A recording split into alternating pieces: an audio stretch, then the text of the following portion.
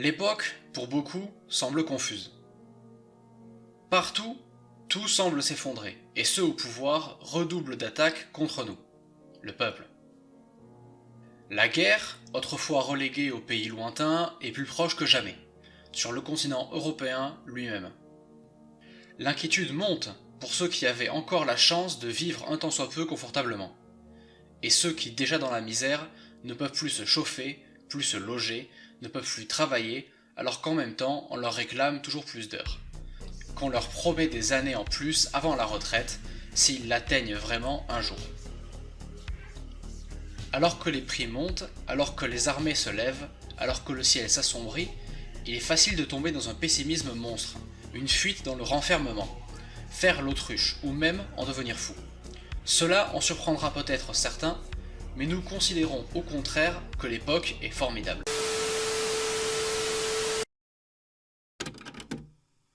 Elle est formidable car comme le dit le dicton, la nuit est au plus noir avant l'aurore. C'est tristement en expérimentant le pire que beaucoup trouveront la force, la rage de travailler au meilleur. C'est du pourrissement de la société capitaliste impérialiste dans le monde et en France que naîtra la révolution socialiste, l'expropriation des parasites bourgeois, la constitution de notre classe en un bloc déterminé, la démocratie jusque dans nos usines et bureaux, la décence et la dignité pour ceux qui en travaillant produisent une richesse qui ne sera plus celle des sensus, mais celle de tous. Évidemment, cette compréhension n'est pas celle qui paraît la plus instinctive, et nous n'en voudrons à personne de voir les choses plus cyniquement.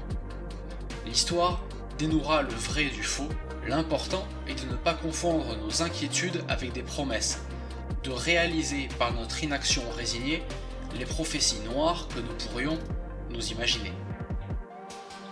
Agir, s'organiser, combattre, pour mettre de notre côté toutes les chances, c'est l'essentiel. Pour ce faire, pour bien se faire, encore faut-il savoir comment agir, s'organiser et combattre.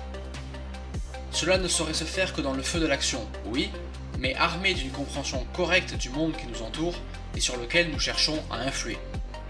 Voilà pourquoi nous vous proposons aujourd'hui un point de départ dans l'exercice colossal d'appréhender l'époque, dans quelle direction cela nous entraîne et les tâches qui nous incombent pour y être préparés.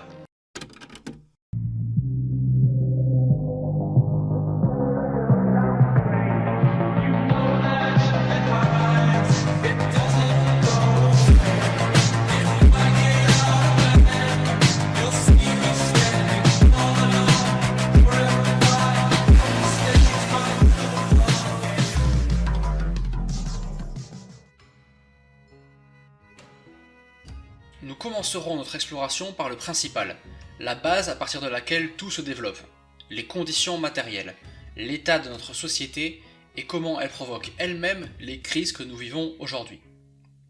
Évidemment, nous explorerons aussi les pistes pour défendre notre classe, avancer ses intérêts et développer les bases de la révolution socialiste sur ces questions précises.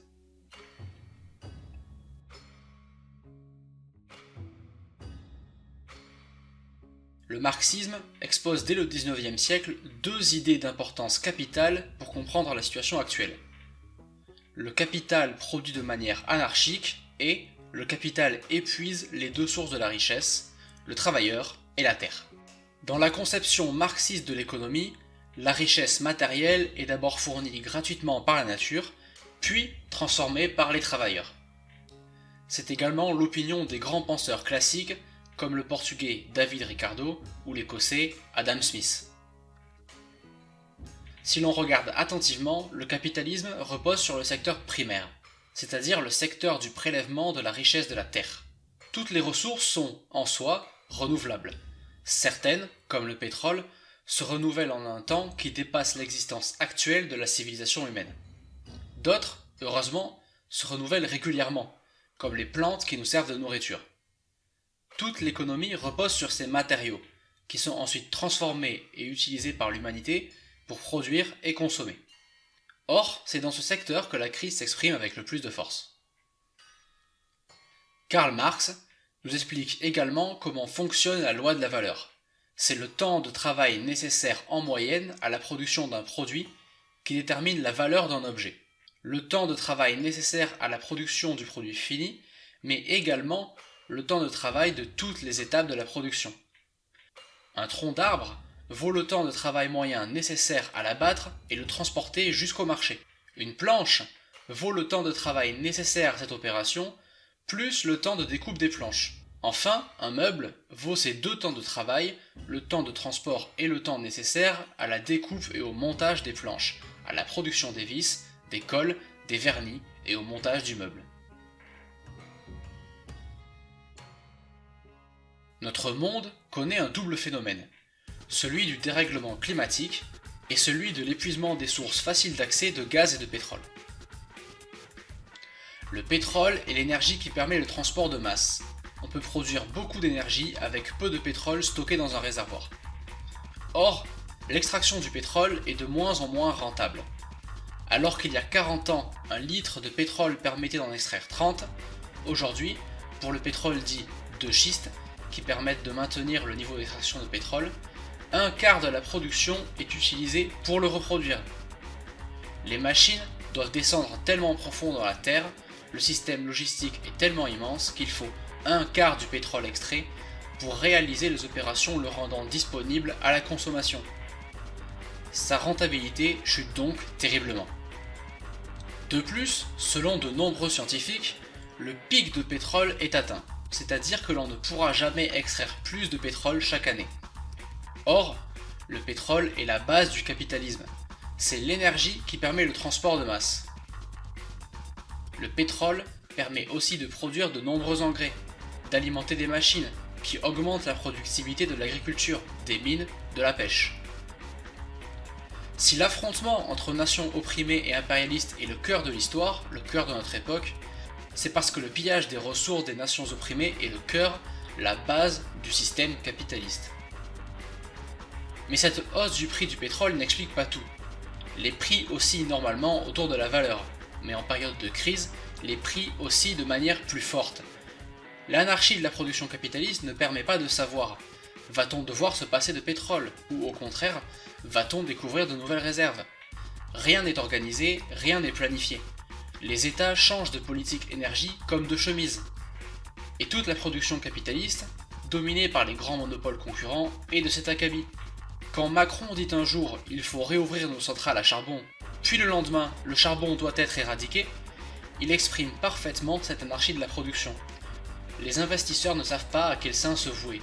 Les prix plongent ou s'envolent. L'anarchie de la production capitaliste renforce les tendances déjà existantes et les masses paient encore plus cher.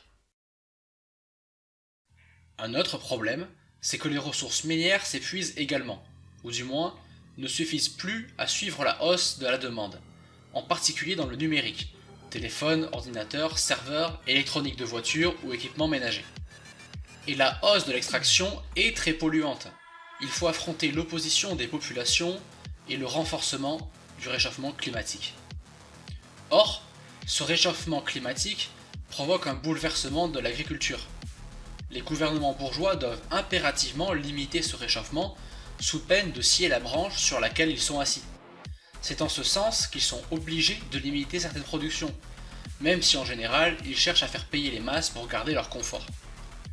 Chaque économie faite par les masses peut être dépensée par les grands bourgeois, dans leurs jets privés, dans leurs avions pour partir à l'autre bout du monde plusieurs fois par an, dans leurs entreprises où ils enferment et exploitent les masses. Le réchauffement climatique impacte aussi sur la valeur des produits. Depuis 5 ans, les cultures sont mauvaises. Ça veut dire que, en moyenne, les travailleurs de l'agriculture passent autant de temps à travailler, si ce n'est plus, pour produire moins. Les incendies également font hausser, nécessairement, la valeur des choses. Les monocultures, comme l'eucalyptus au Portugal, les pins dans les Landes, favorisent les incendies. Lorsqu'une partie de la culture brûle, c'est le temps moyen de la production qui hausse. Cela veut dire qu'au final, on produit moins avec autant de travail, et la valeur du produit hausse. Dans les années 1930, l'internationale communiste définissait la crise générale par la crise de la surproduction, qui amène à une destruction des forces productives, donc à la baisse de la production. Nous y sommes si l'on regarde la structure de nos économies et le recul du PIB. Résumons. Il faut toujours plus de travail pour extraire toujours moins de ressources agricoles, minières et pour produire de l'énergie. La valeur des matières premières, de la base de la pyramide de la production capitaliste qui entre dans la valeur de tout ce qui est consommé dans le monde, hausse. Et tous les prix ne font qu'osciller autour de la valeur. Si la valeur des matières premières augmente, tous les prix augmentent, que ce soit l'aide à domicile, la restauration, le bâtiment, car tous ces secteurs utilisent ces matières premières d'une façon ou d'une autre. De plus, l'anarchie de la production capitaliste et la crise de la dette renforcent ces tendances. Cet aspect politique est même principal, car c'est l'organisation de la production qui est la cause et s'exprime dans cette crise. Tant que la production augmentait, la pression toujours croissante de l'impérialisme sur la vie des masses était compensée par la hausse du niveau de vie, c'est-à-dire du nombre de marchandises consommées. Cette hausse permettait d'augmenter la richesse, donc de compenser en partie, dans les pays impérialistes, car dans les pays opprimés c'est la misère absolue, la concentration toujours croissante de richesses entre quelques mains. Cette période est terminée. Les artifices des capitalistes, la monnaie gratuite, tout cela n'existe plus. Il n'y a plus d'alternative, nous entrons dans une période de lutte de classe aiguë. Comme déjà dit, la bourgeoisie et leurs pantins font tout leur possible pour nous mettre sur le dos l'essentiel du prix à payer pour cette crise de la surproduction, notamment par l'inflation. Grâce à Karl Marx, nous avons toutes les clés pour comprendre cette dite inflation. Le premier aspect de l'inflation, celui qui doit être considéré comme capital, c'est l'aspect politique. Les États bourgeois qui font payer le prix du quoi qu'il en coûte aux masses populaires. En 2020, les États et banques centrales ont imprimé des quantités impressionnantes de monnaie. Or, la monnaie est le miroir du travail, de la valeur des marchandises réellement en circulation. Dans le même temps, le PIB a reculé dans de nombreux pays, c'est-à-dire que le nombre de marchandises en circulation a baissé. Les économistes bourgeois ont beau répéter que c'est plus compliqué que ça, et que depuis 2008, on imprime énormément de monnaie, ce n'est pas la cause de l'inflation. L'équation est simple. La monnaie a été imprimée en masse depuis 2008 aux États-Unis, depuis 2015 en Europe. Lorsque la confiance en la monnaie s'effondre, la valeur de la monnaie se corrige accordément. Elle s'effondre, c'est l'inflation. De plus, il faut comprendre que la monnaie, c'est de la dette. L'inflation, c'est faire pression sur la valeur de la dette. C'est faire baisser la dette. C'est donc faire payer aux masses la dette. Les prix montent car tous les États sont endettés jusqu'au cou et doivent rembourser. Or, ils ne le peuvent pas. Les oligarchies financières ne veulent pas de défaut de paiement, mais ne veulent pas non plus de l'effondrement des États bourgeois. Alors, main dans la main, ils organisent l'inflation, une manière de faire payer la crise aux masses. La hausse des prix oblige les ouvriers dans le monde à travailler plus, à se faire plus exploiter. La classe ouvrière paye doublement cette inflation. Dans le cas du marché agricole, celle-ci s'explique par l'instabilité du marché qui pousse les capitalistes à échanger de manière précipitée leur production contre une marchandise à la valeur normalement garantie, la monnaie, au prix le plus élevé possible, pour tenter de devancer la crise. Cependant, cette tendance générale crée une instabilité de la monnaie, qui accentue encore l'instabilité des prix du marché agricole. C'est le serpent qui se mord la queue. Ainsi, dans tous les pays capitalistes, la bourgeoisie essaie de trouver une solution à la crise à nos dépens, la classe ouvrière, en baissant fortement notre niveau de vie. La bourgeoisie répercute sur les masses ses propres décisions. Après avoir orienté la production de chaque pays, tertiarisé les économies et exporté nos productions vers d'autres pays afin d'augmenter leurs marges, les exploiteurs profitent de la crise économique et de l'inflation pour augmenter les prix et maintenir une marge toujours en hausse alors que leurs portefeuilles sont déjà remplis et profitent de la crise sociale pour rapporter l'attention des masses vers des boucs émissaires, afin de ne pas être menacés par la gronde comme ce fut le cas lors des Gilets jaunes. Alors que nous avons atteint entre 7 et 10% d'inflation depuis la rentrée 2022, tendance allant à s'accentuer, cette hausse historique des prix pousse ainsi toujours plus le prolétariat international et français à se rabattre sur les produits de premier prix, et ce alors même que ces produits subissent eux-mêmes la hausse des prix la plus importante de ces 40 dernières années, en plus d'être néfaste pour la santé. Le prix des pâtes a augmenté de 44%, voire plus, depuis mai 2021. Celui de la semoule et des céréales de 32%, celui du café moulu de 31%, celui des huiles de 25%, celui de la farine a augmenté de 18%. Et pour les plats cuisinés, majoritairement consommés par les familles pauvres, l'inflation est de 17%. La liste est longue comme le bras. Mais ce n'est pas la première fois que des hausses aussi impressionnantes arrivent. Ces hausses ont un effet boule de neige, car les hausses précédentes ne s'annulent pas.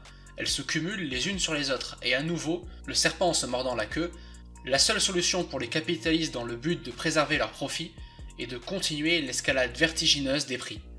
Ces hausses de prix ne sont pas sans conséquences. Les masses étouffent, prises à la gorge par le prix démesuré de la survie, et se révoltent. De fait, les années 2007 et 2008 ont déjà connu une flambée des prix des produits alimentaires. Cette flambée avait déclenché des émeutes de la faim dans 25 pays. La hausse avait démarré en 2006, enregistrée à plus 8% pour l'indice FAO des prix alimentaires. L'indice FAO des prix alimentaires est un indice des prix utilisé par l'Organisation des Nations Unies pour l'alimentation et l'agriculture et qui a pour but de suivre l'évolution internationale d'un panier de produits alimentaires et donc de suivre la hausse ou baisse des produits agricoles sur les marchés mondiaux. Avant de s'accélérer en 2007 en atteignant plus de 24%, suivi par les céréales avec 87% et les produits laitiers 58% et le riz 48%.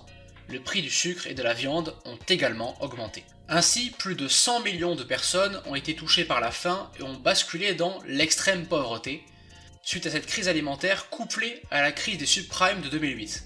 Cette misère alimentaire, renforcée par ses aspects économiques, a été un des facteurs majeurs de l'explosion du mouvement des printemps arabes, où, entre l'année 2010-2011, le prix des céréales, du sucre et autres produits alimentaires avait atteint les plus hauts taux et impacté tout le reste de la vie des prolétaires arabes, que ce soit concernant le logement ou le prix des énergies que la population ne pouvait plus payer, la révolte est arrivée. Là est la contradiction du système capitaliste. Le système économique repose sur la misère et crée les bases mêmes du déclenchement inévitable des révolutions et des révoltes. Pour résumer, l'inflation en France, tout produit confondu, a atteint 5,2% en seulement un an. Pour détailler cette situation, au cas par cas, le coût de l'énergie a augmenté de 28%, l'alimentation de 4,2%, les services de 3,2%, les produits manufacturés de 2,9%. Ces hausses effarantes relèvent du jamais vu sur les 37 dernières années, alors que les augmentations du salaire ont pour la majorité seulement augmenté de 2,3%. Les prix grimpent plus de 2 fois plus vite. Cela influe ainsi grandement sur le pouvoir d'achat des masses, comme le montre la perte du salaire réel des employés de 2%, 2,2% pour les ouvriers, et ce malgré les timides augmentations des dernières années. En résumé, le marché agricole, complètement déréglé, si tant est qu'un marché capitaliste ait déjà été réglé, s'entretient dans la création d'une bulle, n'ayant pas d'autre solution pour ne pas exploser qu'entraîner les masses toujours plus vers le point de rupture. Ce système économique n'a de viable que le nom, car il comporte en lui tous les éléments qui provoquent le développement et l'explosion des bulles de ce genre, comme l'ont prouvé les multiples crises financières, pétrolières, immobilières, alimentaires, qui surviennent depuis moins d'un siècle.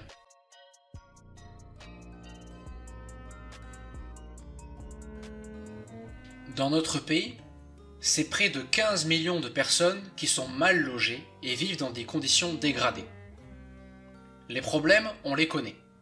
Parties communes mal entretenues, canalisation défectueuse, ascenseur en panne, installation électrique mal conçue, humidité qui s'infiltre, moisissure, murs fins comme du papier qui rendent le repos difficile, isolation qui n'isole ni le chaud ni le froid, ainsi de suite. À cela s'ajoutent les menaces d'expulsion, les problèmes de santé et l'impact sur le confort de vie, qui d'année en année se transforment en calvaire. Il y a aussi une explosion du nombre de SDF.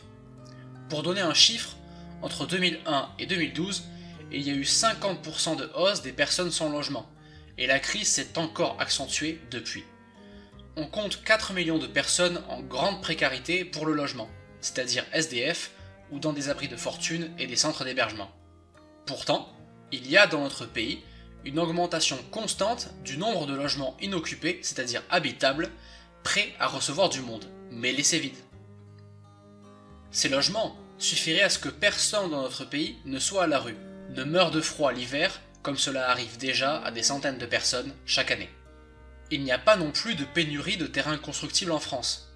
Le problème est que les propriétaires fonciers empêchent la construction, participant à une hausse des prix artificiels, car moins il y a d'offres, plus le prix est élevé. Les collectivités locales touchent une part des prix de vente des terrains, et ont donc intérêt à ce que les prix restent élevés. C'est-à-dire que même l'administration d'État est une charge sur notre dos.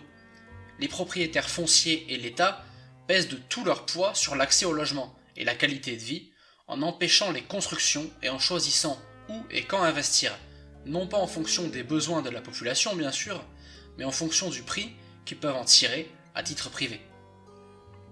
S'il est intéressant pour eux de laisser des bâtiments se dégrader, ils le font pour pouvoir ensuite démolir et reconstruire dans un nouveau cycle de spéculation.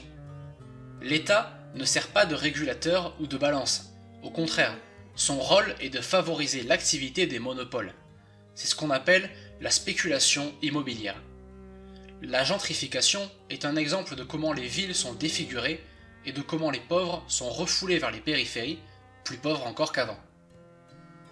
Derrière une législation complexe, connaissant des micro-ajustements et des mécaniques économiques, la réalité est simple.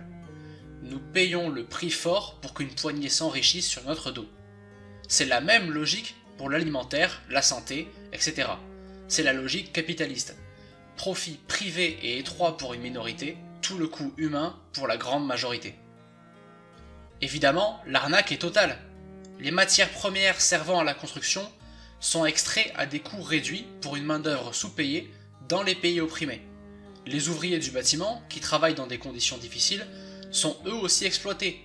En effet, sur la richesse qui sera tirée de la construction par les propriétaires, les ouvriers n'en ont que des miettes. Les locataires vont payer et payer des loyers qui augmentent pour alimenter la rente des propriétaires. Et enfin, les rares personnes qui peuvent se permettre d'acheter pour eux-mêmes un logement doivent s'endetter jusqu'au cou à la banque et pour ainsi dire vendre leur âme au diable. Et la banque nourrit avec les intérêts du crédit une fois de plus la rente d'une poignée de capitalistes. Le contrat de location est le collier mis au locataire, car si le propriétaire décide d'augmenter les loyers ou les charges, il a le droit, dans la limite légale, tandis que le locataire n'a jamais son mot à dire. À tous les niveaux, de la construction à la location, les locataires sont une ressource précieuse pour une poignée de propriétaires fonciers, et qu'ils soient des bailleurs sociaux ou pas, ne change en rien l'affaire. La contrepartie, c'est que sans loyer, ce business juteux s'effondre.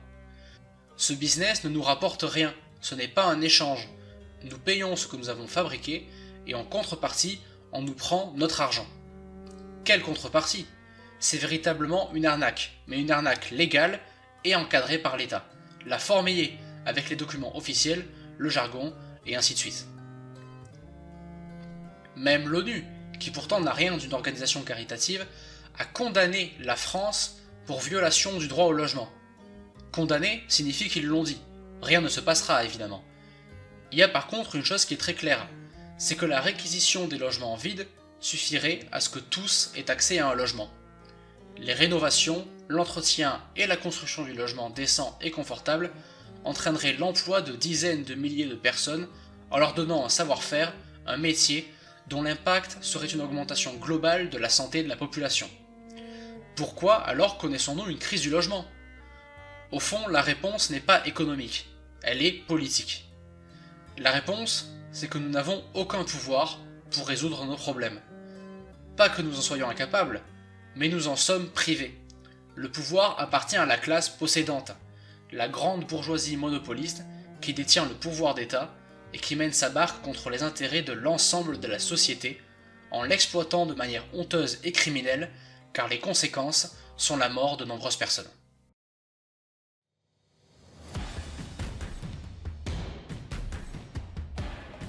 Bien sûr, dans le même temps, les salaires n'augmentent pas, ou si peu. Pour la grande majorité de la population qui vit avec un faible salaire, qui travaille chaque jour pour faire tourner la société, Chaque euro de plus dépensé dans les courses, dans l'électricité, dans l'essence ou dans le gaz est un euro de moins pour se faire plaisir, pour aller au restaurant, pour partir en vacances, pour faire des cadeaux aux enfants. Pourtant, c'est bien nous, le peuple, qui faisons tourner cette société au quotidien, qui nous levons tôt le matin pour travailler. C'est nous, le peuple, qui produisons toute la richesse de ce pays, qui finit dans les poches de patrons milliardaires ou de politiciens voyous. Mais le principal, c'est que tout cela est l'expression de la lutte des classes qui bouleverse en profondeur notre monde. Ils ne nous le disent qu'à demi-mot, mais le temps des vaches maigres est arrivé. L'inflation fait s'effondrer nos salaires réels, et le prolétariat va porter tout le poids de la dette et du réarmement militaire sur ses épaules.